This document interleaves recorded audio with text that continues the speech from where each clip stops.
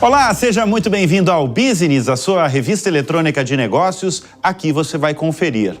Rede de fast food americana substitui atendimento de humanos por inteligência artificial. Aviação de negócios cresce no Brasil nos últimos meses. A GM diz que a meta de produzir 1 milhão de veículos elétricos vai depender da demanda. E uma pesquisa revela os dilemas das novas gerações no mercado de trabalho. Eu sou o Bruno Meyer e o Business, o seu programa de negócios na TV, está no ar.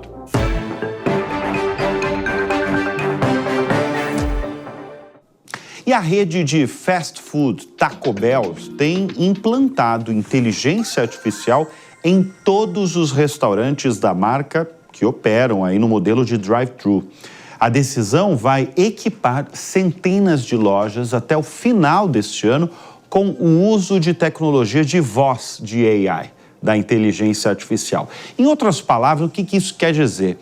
Não terão mais humanos no atendimento. Você vai pedir o pedido, essa turma aqui do atendimento acabou. Estou falando aí dessa rede de fast food americana. A ideia é que os algoritmos peguem o pedido dos clientes. A Taco Bell é uma rede que faz parte de um outro grupo maior, que é também dono do KFC e da Pizza Hut nos Estados Unidos. A ideia, agora, o plano é levar a solução para todos os restaurantes a nível global e tem até já um prazo, os próximos 2 anos.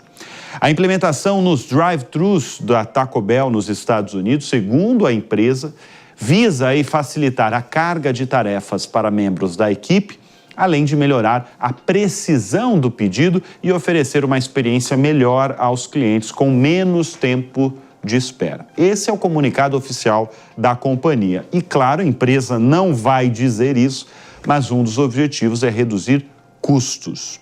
Nos testes realizados até agora, a AI, a inteligência artificial, foi capaz de atender os clientes em linguagem natural. Olha como está evoluído o negócio. Capaz de interagir aí com eles, com os clientes, de uma maneira natural, e teve uma taxa de acerto igual, em alguns casos até melhor do que os humanos, na hora de personalizar os pedidos. Agora, uma informação importante, porque vocês estão vendo aí o atendimento humano das redes de fast food lá nos Estados Unidos, né? Até o momento, os funcionários que faziam o atendimento estão sendo remanejados para outras áreas.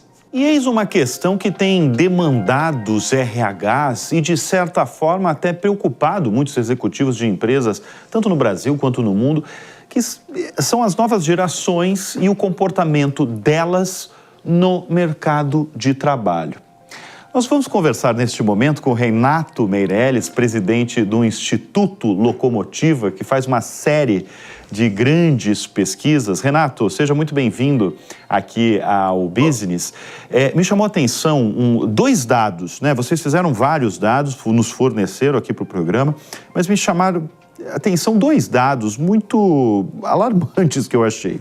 O primeiro é o seguinte: 3 em cada 4 brasileiros acham que as novas gerações estão menos comprometidas com o trabalho. Esse é um dado feito por vocês, coletados por vocês, né?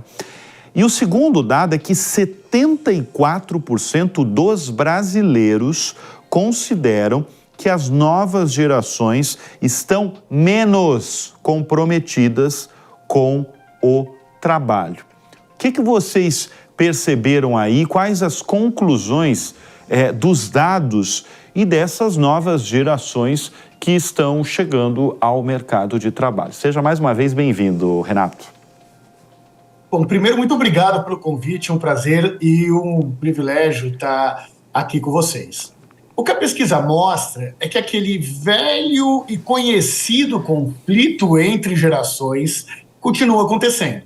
O que nós vemos aí são as gerações anteriores, em especial os milênios e a geração X, que estão insatisfeitos com esses novos jovens que estão entrando no mercado de trabalho. Falamos mais especificamente dos jovens da classe A e B, que, em geral, exercem profissões dentro do escritório de grandes companhias, que não estão conseguindo aí se adequar a um ritmo de trabalho que há 2 gerações, cá entre nós, tem sido muito intensivo.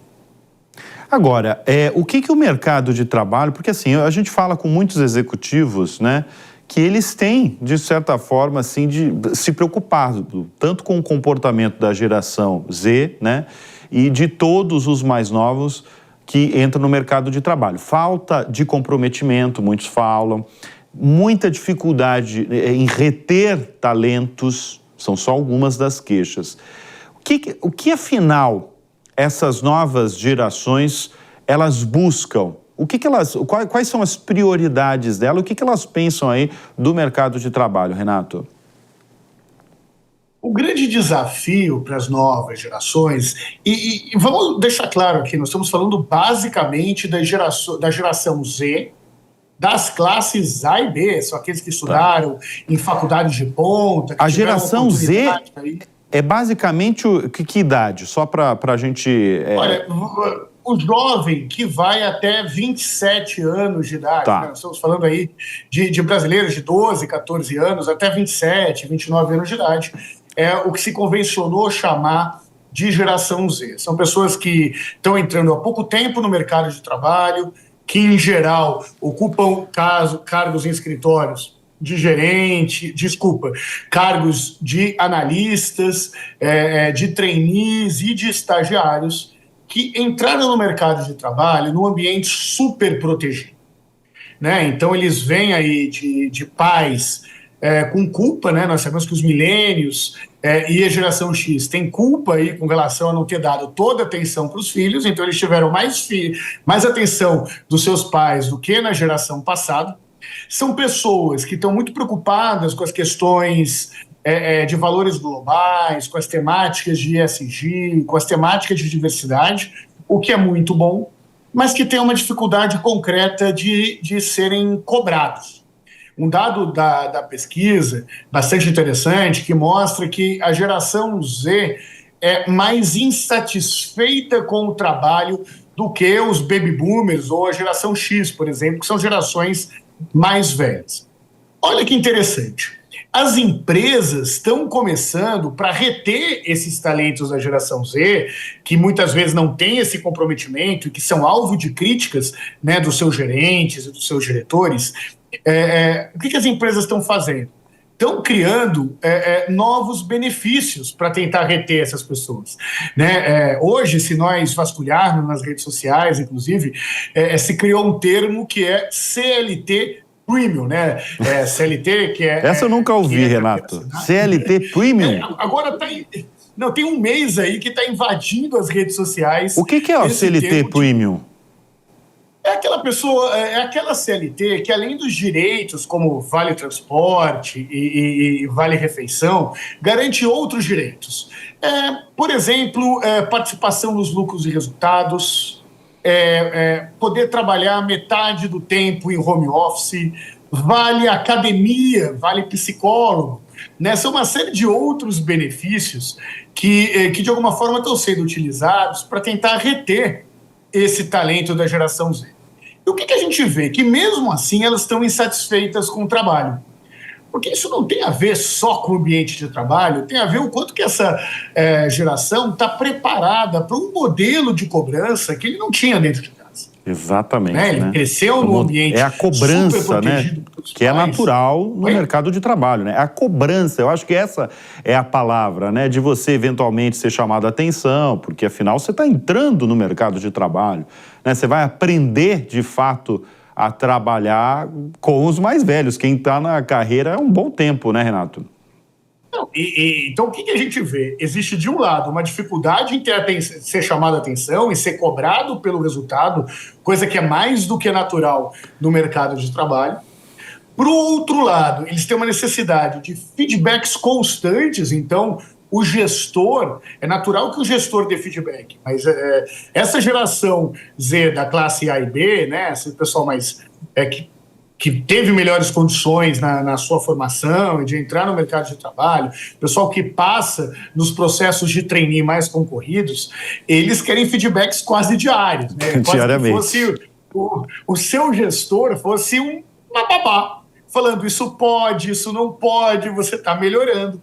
Você junta isso um outro fator, que é o fator da ansiedade. Né? A ansiedade oportunidade. Ansiedade das pessoas mesmo, dessa nova geração, é isso? A ansiedade da geração Z, que quer, por exemplo, ser promovida rapidamente. Tá. Então a gente começa a encontrar casos agora de pessoas da geração Z que pedem demissão em 6 meses porque não foram promovidos nos primeiros 6 meses que entraram na empresa. Né? Para quem está nos acompanhando e tem oportunidade, já teve oportunidade de ver Divertidamente 2, né? Esse filme que fala sobre os sentimentos das pessoas, a gente vê que quando as pessoas entram na adolescência, a ansiedade aparece como um novo sentimento a dominar a personalidade dessas pessoas. E o que a gente tem ainda na geração Z é um trabalhador que teve uma dificuldade de sair da adolescência. Agora, eu lembrei de uma frase de um executivo, né, que estava falando sobre preocupação mesmo, né, de como se adaptar a essa nova geração, mas eu lembro que ele finalizou a conversa dizendo o seguinte: mas não tem para onde correr, porque a gente vai precisar dessa nova geração, são eles que serão os próximos líderes do futuro, não tem o que fazer. Agora, eu pergunto para você, Renato, que teve contato aí com essa turma toda, o que é o melhor e também o pior dessa nova geração que está entrando no mercado de trabalho? Vou falar o que a pesquisa tem apontado como as principais características positivas, as características negativas, mas eu acredito que existe uma saída, sim, existe luz no fim do túnel para o futuro dessa geração. Vamos lá, a ansiedade e o imediatismo aparecem aí como as piores características profissionais, né? Então, uma pessoa que precisa de resultados de curto prazo, ela tem uma dificuldade de estudar mais, de entender a cultura da empresa e os passos que ela precisa dar para se adaptar à cultura da empresa, a não ter a expectativa que a empresa se adeque à cultura da geração Z, né? Entenda que numa empresa ele tem que trabalhar com pessoas muito diversas, de diferentes idades e diferentes formações. As características positivas são muito claras. Esses brasileiros da geração Z estão preocupados com a saúde mental, estão preocupados com a temática da diversidade e com a temática da sustentabilidade. Essa geração Z começa a cobrar das empresas em que trabalham uma postura assertiva com relação a esse tema, né? Antes de conseguir aceitar uma vaga de emprego, eles começam a perguntar sobre qual é a visão de diversidade das empresas. Eles começam a levar aí para os temas, digamos assim, mais civilizatórios presentes no século XXI. Agora, com aquela outra questão, será que tem saída ou essa geração Z efetivamente vai ser a geração que irá dominar o mercado de trabalho? Vai. Só que existe uma saída, que é entender que a geração Z pode ser muito mais ampla aí do que os mais ricos da classe A e B. Quando nós olhamos para a geração Z das classes C e D, assim, dessa classe média baixa, o que nós conseguimos observar? Que eles têm características muito mais próximas aos millennials. Característica de compromisso com o trabalho, de compromisso com a entrega, né, de se enxergar parte da empresa e ficar feliz com os resultados da empresa, porque ele traduz também os seus resultados individuais. Se a gente tiver uma política de promoção dessa parcela da geração Z, que se parece mais do que com os milênios, do que o restante, do que os mais ricos da geração Z, nós temos aí uma boa chance de, além de continuar com uma geração comprometida com o trabalho, liderando as empresas, promover a diversidade dentro das companhias. Agora, é um super desafio, né, Renato? Porque, assim, aliás, só para finalizar, queria muito brevemente que você falasse como é que podemos imaginar aí um mercado de trabalho liderado. Vamos falar especificamente da geração Z. Como é que a gente pode imaginar? Olha, se quem liderar o mercado for essa geração Z mais abastada, nós teremos alguns efeitos aí diretos sobre a produtividade do país. Né? Nós tivemos um Vai desafio chegar aí isso, né? um desafio de produtividade, de garantia na entrega do melhor produto no menor tempo possível. Essa geração Z, que já nasceu conectada, por um lado, por outro lado, tem dificuldade de lidar com situações do cotidiano em que a inteligência artificial não consegue resolver, ou mesmo trabalhar com PowerPoints, com apresentações e com Excel, de uma maneira a conseguir ter decisões baseadas em dados, mas dados analisados não apenas pela inteligência artificial, mas pela sua própria experiência, pela experiência dos gestores. Em contrapartida, nós temos a oportunidade de ter empresas cada vez mais sustentáveis e comprometidas com o meio ambiente, né? Então, tem muita água para rolar até a geração Z virar liderança nas empresas, e nós sabemos aí que a inclusão das camadas da base da pirâmide da geração Z pode significar um ganho para todas as companhias. Muito bem. Renato Meirelles, presidente aí do Instituto Locomotiva, foi nosso convidado aqui do Business. Obrigado pela participação. Um abraço enorme, é um privilégio estar aqui com vocês.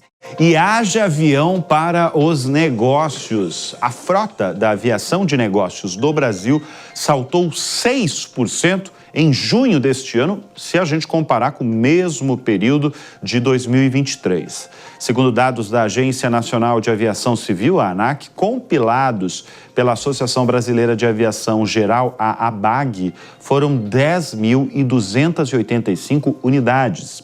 Nesse período, as maiores altas na frota foram de aviões turbo-hélice e jato. O Brasil tem a segunda maior frota de aviação de negócio, atrás apenas dos Estados Unidos. Segundo o presidente da ABAG, Flávio Pires, uma das principais sustentações para o setor tem vindo da demanda do agronegócio brasileiro, o agro que responde aí a basicamente 25, 27, 30% do PIB nacional, nosso agronegócio. Não é pouca coisa, não. Em uma coletiva, Flávio Pires, esse presidente da ABAG, disse que a aviação de negócio vai muito bem, em especial neste ano, com crescimento médio da frota de 6%, isso desde 2020, o que distancia esse braço de muitos setores que acabaram sofrendo com a pandemia. O presidente da Associação Brasileira de Aviação Geral disse ainda que o setor aéreo espera uma aceleração da aviação de negócios no aeroporto Campo de Marte já em 2025. O segmento tem perdido espaço no terminal de Congonhas devido à maior operação da Azul e às medidas de uma nova concessionária do terminal. E a CEO da GM disse que a meta de produzir 1 milhão de veículos elétricos vai depender da demanda. Mary Barra revelou mudanças recentemente, aí vamos chamar, nas expectativas para o programa de veículos elétricos da montadora americana.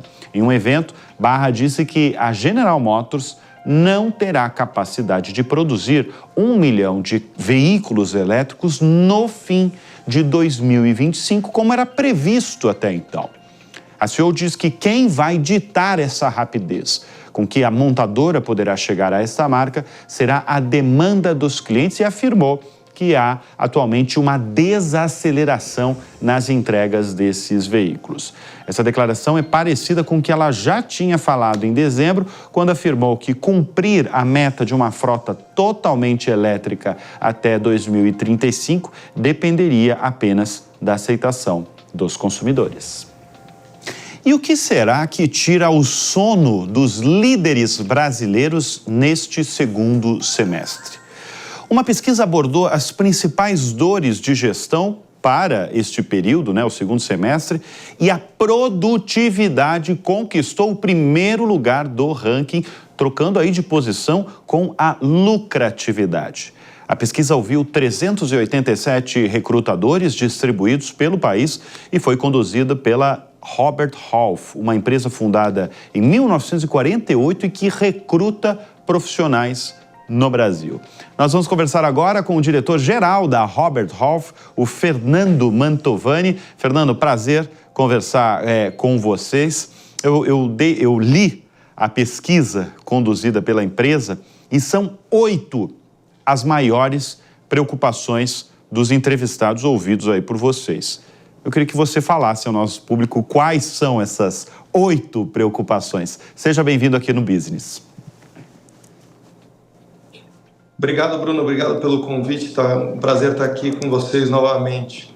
Eu acho que, só contextualizando, Bruno, o que a gente tem visto ao redor do mundo, não só no Brasil, esse ano. Existe uma tendência das empresas em controlar gastos. A incerteza em relação à receita em muitos mercados tem feito com que as empresas não façam grandes investimentos, ou esses investimentos estão acontecendo, mas não de maneira uníssona.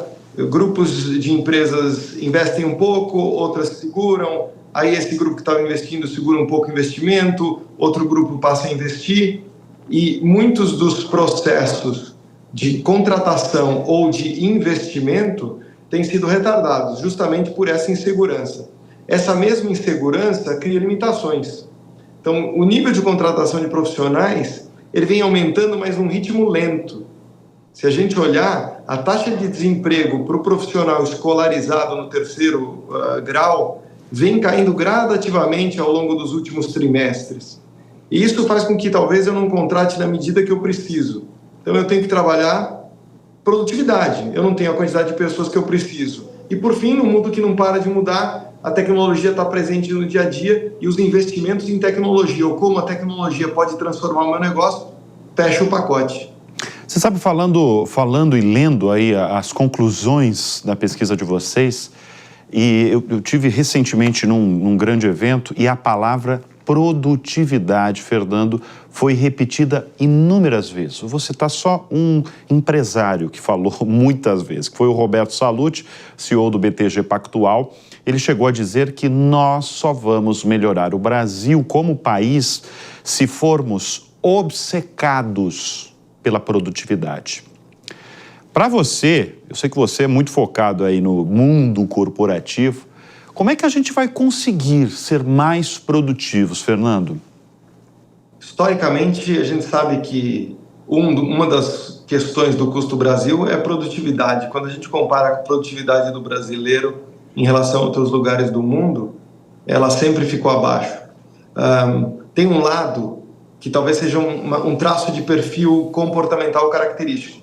O brasileiro desenvolve vínculos de amizade, vínculos pessoais no trabalho, mais do que em outras culturas isso acontece. Então tem sempre a hora do cafezinho, bater o papo sobre o resultado do jogo, ou o que está acontecendo agora na Olimpíada, e por aí vai. O cafezinho longo. Isso obviamente impacta a produtividade. Um cafezinho mais longo aí. Isso é ruim, então, você está na sua análise. As redes sociais. Então, não é tão positivo aí o cafezinho longo nas empresas, é isso? Eu acho que o network interno ele é saudável, mas ele tem um certo limite, né? Esse é um dos motivos que a gente acredita que tem mudado a história do trabalho remoto, híbrido e presencial. As empresas em busca de produtividade estão trazendo as pessoas mais para o escritório porque acreditam que em casa são menos produtivas. Porque algumas pessoas, é verdade, têm confundido o trabalhar em casa com poder fazer uma academia no meio da tarde ou cuidar de uma tarefa do lar dentro da rotina de trabalho, coisa que não existia antes. Então essa também é uma preocupação. Agora, Fernando, como é que as empresas estão lidando com os profissionais que não aceitam voltar para o ambiente presencial? O que elas estão fazendo? Demitindo?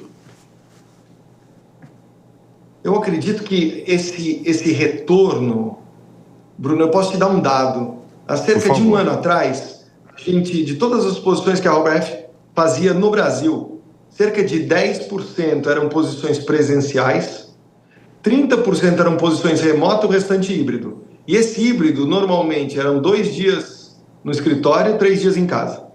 Agora, a gente tem, literalmente, tendendo a zero posições 100% remoto, 35% das posições são 100% presenciais, e a gente tem uma parcela de híbrido em torno de 65%, só que agora são pelo menos 3 dias no escritório, ou 4, 2 ou 1 dia em casa. Então, o mercado mudou. Os profissionais que num primeiro momento foram resistentes em relação a isso não estão encontrando alternativa.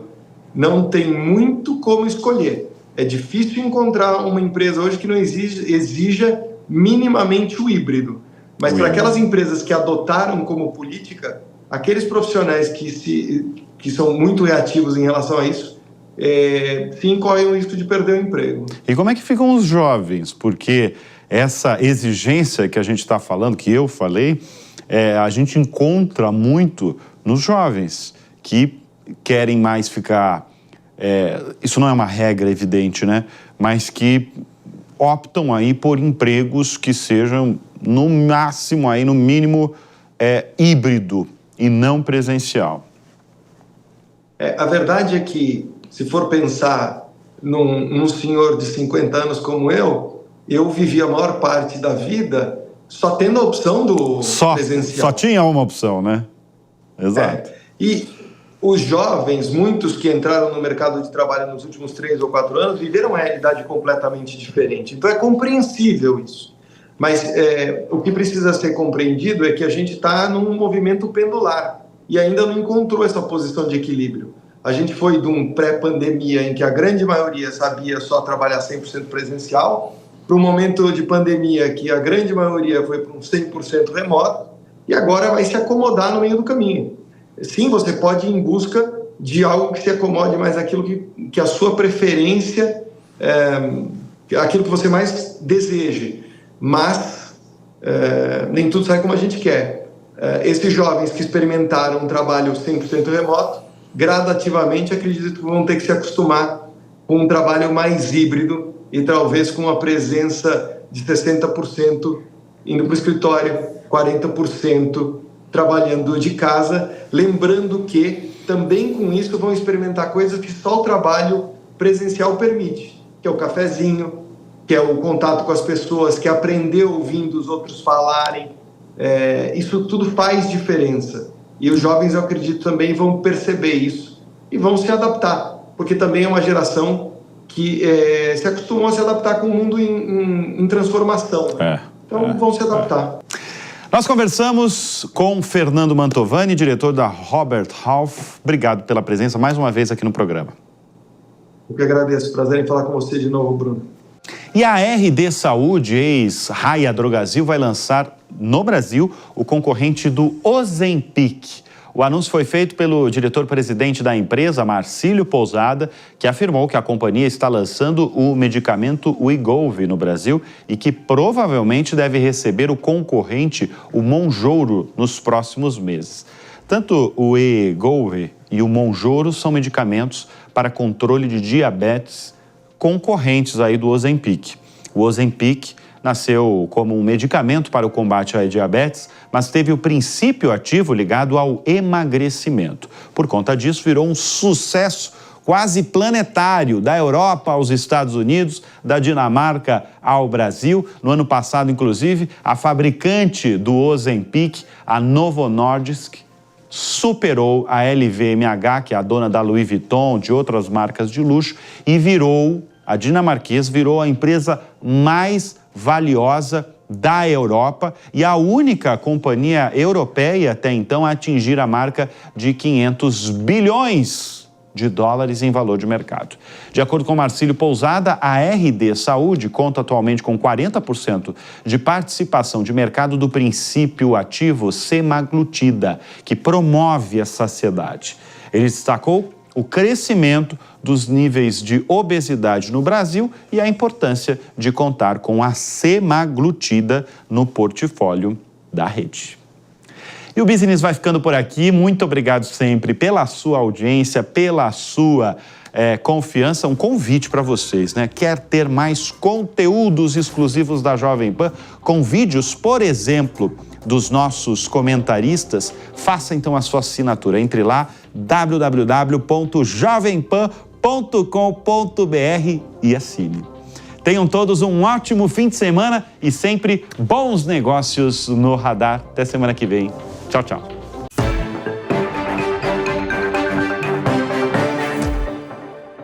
A opinião dos nossos comentaristas não reflete necessariamente a opinião do Grupo Jovem Pan de Comunicação. Realização Jovem Pan News.